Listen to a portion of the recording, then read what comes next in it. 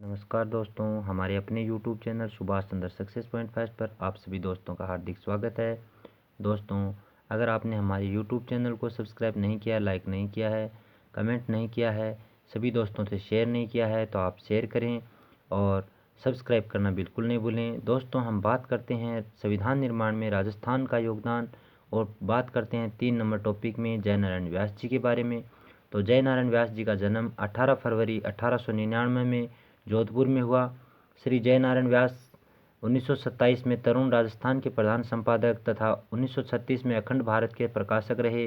ये सन 1951 से 1956 की अवधि में 2 बार राजस्थान के मुख्यमंत्री रहे। इन्होंने सामंतशाही के विरुद्ध संघर्ष किया एवं जागीरदारी प्रथा समाप्त करने की आवाज़ उठाई। ये जोधपुर से संविधान सभा के सदस्य बने। तो ये पेंटिंग्स है, ये जय नारायण व्यास जी की है। इसके बाद में हम 2 नंबर पे आगे आज के टॉपिक में देखते हैं बलवंत सिंह मेहता जी, जो यहाँ राजस्थान में जो महान व्यक्तित्व हैं उनमें बलवंत सिंह मेहता जी 4 नंबर पे हैं। तो बलवंत सिंह मेहता जी का जन्म 8 फरवरी 1900 में उदयपुर में हुआ। सन 1938 में प्रजामंडल के पहले अध्यक्ष बने। बलवंत सिंह मेहता जी ने 1943 ईस्वी में उदयपुर में वनवासी छात्रावास की स्थापना की। ये संविधान सभा के सदस्य के रूप में मूल संविधान पर हस्ताक्षर करने वाले पहले राजस्थानी थे। तो इनकी पहचान है कि मूल संविधान पर हस्ताक्षर करने वाले पहले राजस्थानी कौन थे, तो बलवंत सिंह मेहता जी थे। ये पेंटिंग्स बलवंत सिंह मेहता जी की है। इसके बाद में हम 5 नंबर में देखें रामचंद्र उपाध्याय जी। तो रामचंद्र उपाध्याय अलवर रियासत के प्रतिनिधि के रूप में संविधान सभा के सदस्य थे। ये प्रमुख स्वतंत्रता सेनानी व पेशे से वकील थे। नेक्स्ट में देखें दलेल सिंह, तो कोटा के लेफ्टिनेंट कर्नल दलेल सिंह का जन्म 18 मार्च 1909 को हुआ। ये कोटा के महाराव भीम सिंह जी के निजी सचिव थे। कानून के जानकार थे। 1946 से 1950 तक संविधान सभा में कार्य किया इन्होंने संविधान के प्रति पर हस्ताक्षर किए। आगे हम देखें 7 नंबर में गोकुल लाल असावा। तो गोकुल लाल असावा की प्रारंभिक शिक्षा शाहपुरा के मिडिल स्कूल में हुई। इन्होंने कोटा के हार्वर्ड कॉलेज में अध्यापन कार्य शुरू किया, किंतु राष्ट्रीय गतिविधियों को देखकर उन्हें कॉलेज सेवा से पृथक कर दिया गया। इसके बाद असावा कोटा से अजमेर आ गए। 1930 से 1932 ईस्वी के बीच इन्हें 4 बार जेल जाना पड़ा। असावा शाहपुरा भीलवाड़ा से संविधान सभा के प्रतिनिधि बने। अगले में हम देखें 8 नंबर में जसवंत सिंह। तो भारत के संविधान के निर्माण में बीकानेर भी प्रत्यक्ष तौर पर भागीदार रहा है। ठाकुर जसवंत सिंह संविधान सभा के सदस्य थे। बाद में वे राज्यसभा के सदस्य भी मनोनीत हुए। ये बीकानेर रियासत के महाराजा शार्दुल सिंह के प्रधानमंत्री भी रहे थे। आगे हम देखें राज बहादुर जी। तो राज बहादुर जी के बारे में देखते हैं। भरतपुर के स्वतंत्रता सेनानी राज बहादुर संविधान सभा में मनोनीत किए गए। इन्होंने समाज के पिछड़े वर्गों के उत्थान के लिए कार्य किया गया तथा भरतपुर रियासत में बेगार प्रथा का विरोध इनके द्वारा किया गया। ये पेशे से वकील थे। ये केंद्रीय मंत्रिमंडल में मंत्री भी रहे। इन्होंने नेपाल में भारत के राजदूत के रूप में भी कार्य किया। तो ये राजस्थान के लिए बहुत ही गौरव की बात है कि इन्होंने भारत सरकार के द्वारा राजदूत के रूप में नेपाल में कार्य भी किया। इसके बाद में हीरालाल शास्त्री जी की बात करें 10 नंबर टॉपिक में। तो हीरालाल शास्त्री जी का जन्म 24 नवंबर 1899 को जयपुर के जोबनेर कस्बे में हुआ। अर्जुनलाल शेट्टी के संपर्क में आने के बाद इन्होंने राजकीय सेवा से त्याग पत्र दे दिया।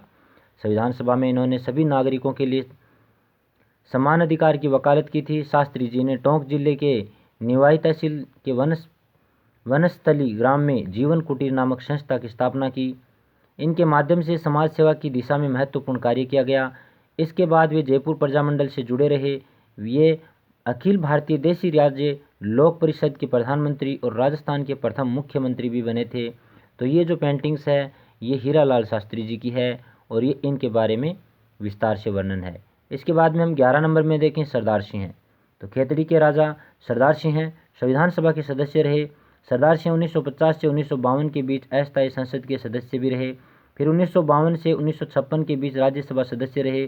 सन 1958 से 1961 के बीच भारत ने उनको लाओस के राजदूत या लाओस में राजदूत बनाकर भेजा। 30 अक्टूबर 1985 को इनका निधन हो गया। नेक्स्ट में हम 12 नंबर में देखें sir we T Krishnamachari. Sir we T Krishnamachari मूलतः तमिलनाडु के रहने वाले थे। ये जयपुर रियासत के दीवान थे। डीपी खेतान के निधन के बाद इन्हें संविधान की प्रारूप समिति में जगह दी गई थी। 1961 में राज्यसभा के लिए इनको चुना गया था। और 13 नंबर में हम देखें CS वेंकटाचारी। तो CS वेंकटाचारी कर्नाटक के रहने वाले प्रशासनिक अधिकारी ICS थे। जोधपुर के महाराजा उमेद सिंह ने इनको 1949 में अपना प्रशासनिक अधिकारी बनाया। बाद में जयपुर राज प्रमुख और राजा मान सिंह के प्रशासनिक अधिकारी बने। 6 जनवरी 1951 से 25 अप्रैल 1951 तक राजस्थान के मुख्यमंत्री भी रहने का गौरव इनको प्राप्त है। इसके बाद में हम आगे देखें,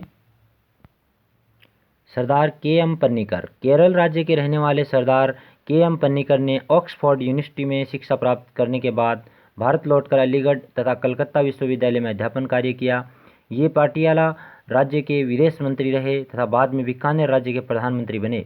28 अप्रैल 1947 को ये बीकानेर राज्य के प्रतिनिधि के रूप में संविधान सभा के सदस्य बने। भारत के स्वतंत्र होने के बाद उन्हें चीन, मिस्र और फ्रांस का राजदूत बनाया गया। लास्ट में हम देखें सर T विजय राघवाचार्य। तो सर T विजय राघवाचार्य मूलतः तमिलनाडु के रहने वाले प्रशासनिक अधिकारी ICS थे। बाद में ये मेवाड़ के प्रधानमंत्री रहे। बिजोलिया किसान आंदोलन के दौरान इन्होंने अपने राजस्व मंत्री डॉक्टर मोहन सिंह मेहता को बिजोलिया भेजा। इन्होंने किसानों से समझौता किया, लगान की दरें कम कर अनेक लाख बाग हटा दिए तथा बेगार प्रथा को समाप्त किया। सर T विजय राघवाचार्य ने संविधान सभा में मेवाड़ का प्रतिनिधित्व किया। इसके बाद में हम लास्ट में देखें शब्दावली। तो संविधान सभा की बात करें तो भारत का संविधान निर्माण करने के लिए निर्मित सभा। सत्याग्रह की बात करें तो सत्य हेतु किया गया अहिंसात्मक आग्रह। जागीरदारी प्रथा की बात करें तो राजाओं द्वारा अपने रक्त संबंधियों को शासन हेतु भू क्षेत्र देना। और मंत्रिमंडल की बात करें तो मंत्रियों का समूह है। प्रारूप समिति की बात करें तो संविधान सभा की एक समिति जिसने संविधान का मसौदा तैयार किया। तो ये था आज का टॉपिक और आज का वीडियो। दोस्तों, हमारी सब्सक्राइब संख्या धीरे धीरे आप सभी के सहयोग से बढ़ रही है, इसलिए आप सभी को तहे दिल से धन्यवाद।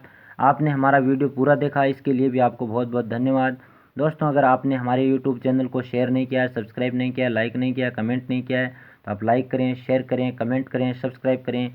अगर कोई कमी है तो आप कमेंट बॉक्स में जाकर कमी को बताएं और अगर कोई अच्छाई है तो आप अपने अंगूठे से थम्स अप का जो निशान है वो ज़रूर दें।